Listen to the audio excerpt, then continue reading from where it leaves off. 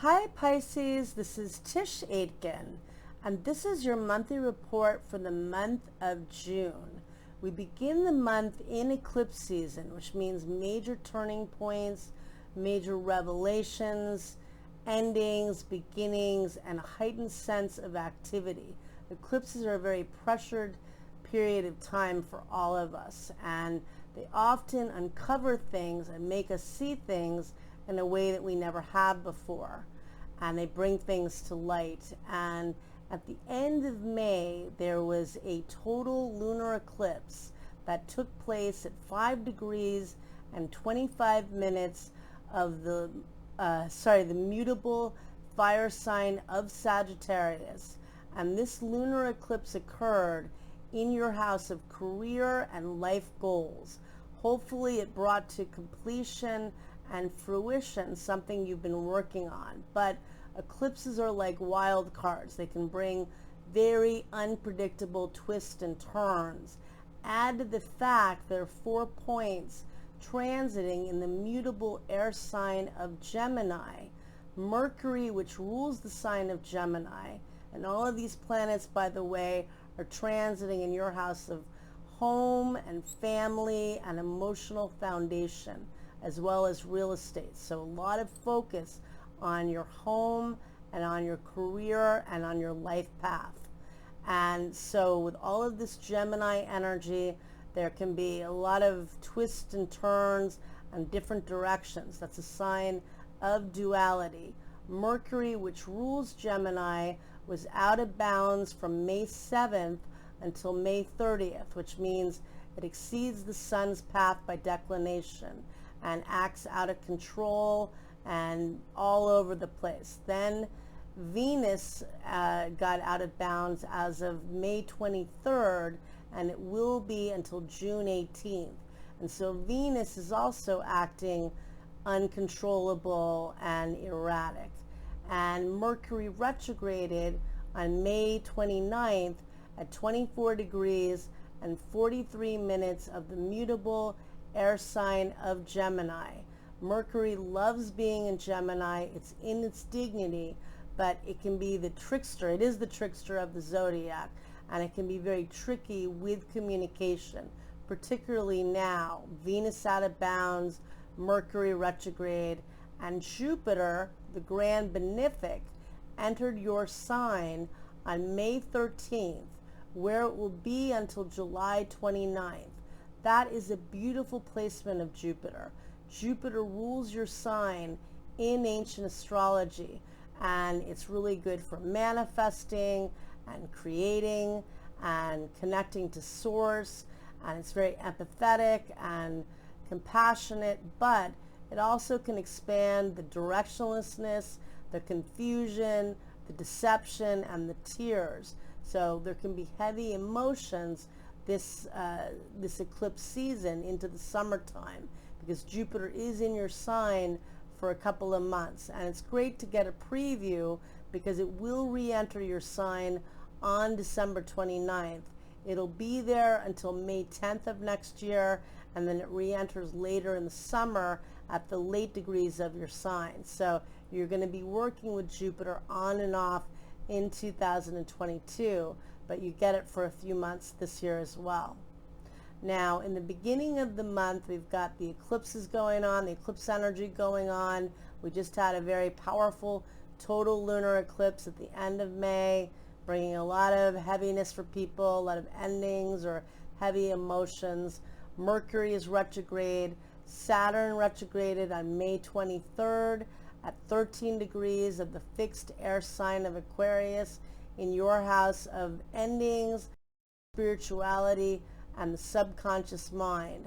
And it will be retrograde until October 10th, when it stations direct at 6 degrees of Aquarius. And you're reassessing what you need to purge from your life, how you can be more connected to source, how you can find ways to nurture yourself and to practice self-care. I think that's a big theme with Saturn in that house, and letting go of memories or things that perhaps are buried deep within that maybe you've forgotten about, that you need to release.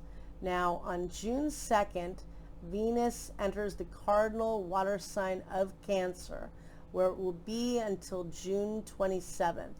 And it's in your house of romance, creativity, and love affairs. If you're single, it's an excellent opportunity for meeting romantic partners, but it's also really good for having fun and being creative. It's a very creative house. On the 3rd of June, the sun, which is transiting in Gemini, in your house of security and home, forms a beautiful trine to Saturn in Aquarius. And this can be good for real estate opportunities. It's also good for doing manifesting work, really, doing whether it's chanting or meditating or getting Reiki, something that gets rid of the negative energy. That would be a good use of that. And that occurs at 3:05 p.m. Eastern Daylight Time. Later that day, the two benefics of the zodiac are in harmony. Venus trines Jupiter at 7:33 p.m. Eastern Daylight Time. Venus is in your house of love affairs and romance, and Jupiter is transiting in your sign in the first house of self and new beginnings. This is great for manifesting many different things: creative endeavors, love, romance, and money. It's a very nice cycle. On June 5th, we have more challenging influences. At 3:05 p.m. Eastern Daylight Time, Mercury squares Neptune in your sign. This could bring confusion, deception, or misunderstandings. At 3:45 p.m., Mars opposes Pluto, and that could bring conflict and blow-ups at work for you, at the workplace. Better to work alone that day if you're able, or to kind of lay low, because people will be emotional and combative. Not a good combination. Then on the 10th of June, we have a solar eclipse that takes place at 6:53 a.m. Eastern Daylight Time at 19 degrees and 47 minutes of the mutable air sign of Gemini. And this new moon eclipse takes place when the moon is perfectly aligned between the earth and the sun, and it cuts off the light to the sun's surface. And this brings things to light, and it also is a new moon. It's a time of new beginnings. It's a new moon on steroids. It is falling in your house of home and family and emotional security. This is an excellent time for saying affirmations, setting intentions, doing the law of abundance. There's so much focus on real estate, family, and career with these eclipses, major areas of your life.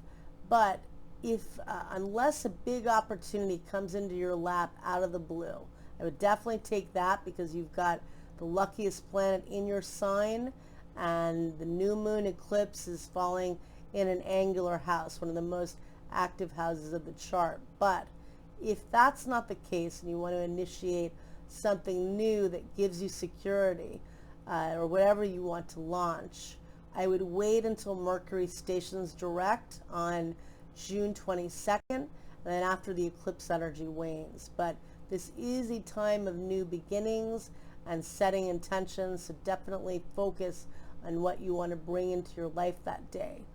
The moon meets up with Mercury at 8:37 a.m. Eastern Daylight Time and helps to process emotionally all of the messages of this new moon eclipse. Then the moon goes void of course at 1:38 p.m. Eastern Daylight Time with a square to Neptune in your sign. And this can dissolve things. This can also uncover more hidden information. Neptune rules the imagination, so very good for manifesting energy, but the eclipse energy and right around those days, very emotional and confusing. And then at 9:13 p.m. Eastern Daylight Time, the sun meets up with Mercury and brings even more information about this eclipse story for all of us. And then on July 11th, Mars enters the fixed fire sign of Leo, where it will be until July 29th. And for you, it's transiting in your house of work and habits and daily routine. And this is a time to really focus on your health, on what you want your habits. If you want to up level your habits in some way, this is a time, excellent time for beginning an exercise routine. Mars is the planet of activity, but also good for being really productive at work. So that's a cycle that happens. And then on June 12th, Venus, which is transiting in your house of love, squares Chiron, the wounded healer. And that could bring vulnerability up. Chiron is transiting in your house of income and what you value. Maybe you're not feeling valued enough, but also realistically, it's just for all of us, it's a very painful time in the world. So, and we've just had major eclipses bringing things to light, which are not easy. And later at 10:38 p.m. Pacific Daylight Time on June 12th, or at 1:38 a.m. Eastern Daylight Time on June 13th, Venus makes a helpful aspect to Uranus. It's a sextile, which is an aspect of opportunity.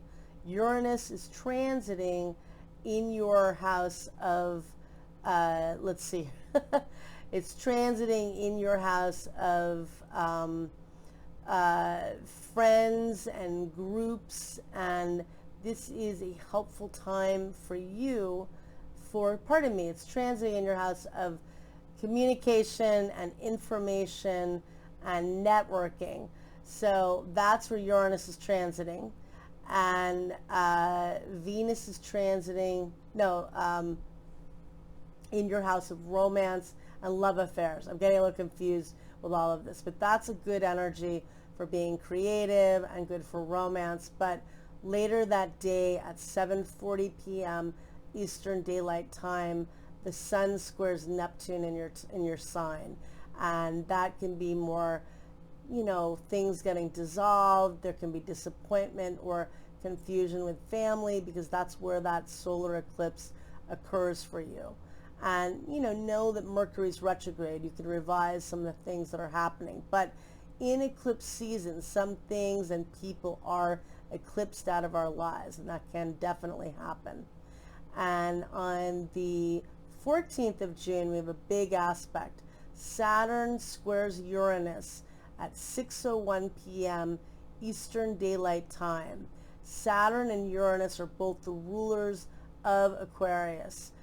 Saturn rules Aquarius in ancient astrology, and Uranus rules Aquarius in modern astrology. Saturn is transiting in your house of the subconscious mind. Uranus is transiting in your third house of communication and thoughts and ideas. And the two squared one another on February 17th. That was the day of the power outage in Texas, and we can see that it can be very chaotic energy where there can be explosiveness. Uranus represents the new. It represents freedom and brilliance and chaos. Saturn represents the old. It represents rules and traditions and restrictions, and they don't blend well together. But realistically, we're going to have to contain the brilliance. So Uranus is brilliant, but it's very volatile and unpredictable, and we need to have some structure. So maybe we need to work with that challenging energy. So figuring out how you can be productive in your networking and getting involved in your local community with Uranus transiting in your third house, and also how you can find innovative solutions through your communication, through your learning, through your teaching, through all your third house activities, because Uranus has been transiting in that house on and off for you since May 15th of 2018, when Uranus entered the sign of Taurus.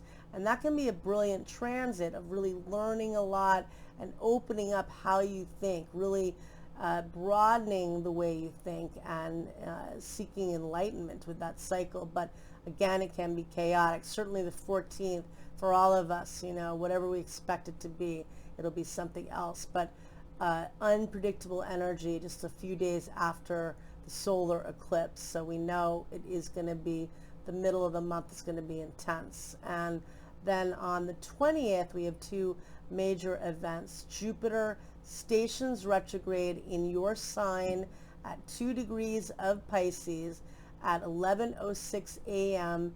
Eastern Daylight Time. You feel that energy 5 days before and 5 days after. And Jupiter's how you expand, and it's how you learn and gain higher wisdom. But it's also the planet of excess, figuring out how you can expand, but also what you need to also structure in your life, I feel.